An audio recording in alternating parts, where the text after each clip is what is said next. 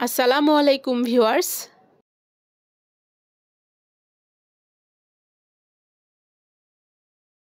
আজকে আমি আপনাদেরকে কেকের ক্রিম তৈরি করে দেখাবো। আমি আজকে ট্রপিক্যাল হুইপ ক্রিম তৈরি করে দেখাবো। সেই জন্য 2 কাপ ট্রপিক্যাল হুইপ ক্রিম বাটিতে নিয়ে নিলাম। এবার ইলেকট্রিক বিটারের সাহায্যে বিট করে নিব। লো স্পিডে বিট করে নিব। প্রথমে বিটার স্পিড 2 এ রেখে বিট করে নিব।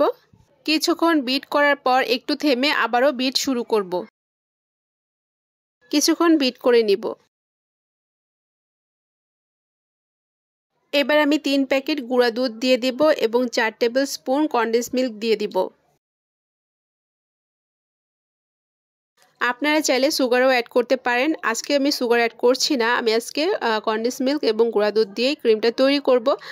তাছাড়া এই ট্রপিক্যাল হুইপ ক্রিম কিন্তু এমনিই অনেক মিষ্টি। জাস্ট একটু ইয়াম্মি স্বাদ করার জন্য আমি আজকে গুঁড়া দুধ এবং কনডেন্স মিল্ক অ্যাড করেছি। এবার সবকিছু ভালোমতো বিটার সাহায্যে মিক্স করে নিচ্ছি। বিটারের সাহায্যে আমি ভালোমতো বিট করে নিব। যতক্ষণ না ক্রিমটা পারফেক্টলি কনসিস্টেন্সিতে চলে আসে ততক্ষণ পর্যন্ত বিট করে যেতে হবে। তবে এর মাঝে মাঝে একটু থেমে বিরতি দিয়ে দিয়ে আমাকে বিট করে যেতে হবে।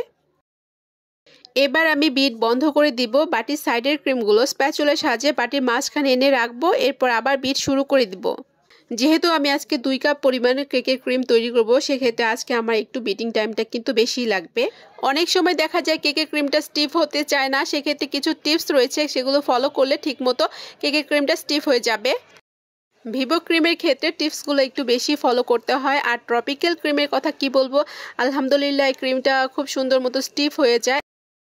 তো এবার আমি আবারও বিট বন্ধ করে দিলাম। স্প্যাচুলার দিয়ে বাটির সাইডের ক্রিমগুলো বাটির মাঝখানে এনে রাখলাম। এবার আমি আবারও বিট শুরু করে দিব। যেহেতু 2 কাপ পরিমাণ ক্রিম তৈরি করছি, সেক্ষেত্রে আমার আজকে একটু অপেক্ষাকৃত বেশি সময় লাগছে।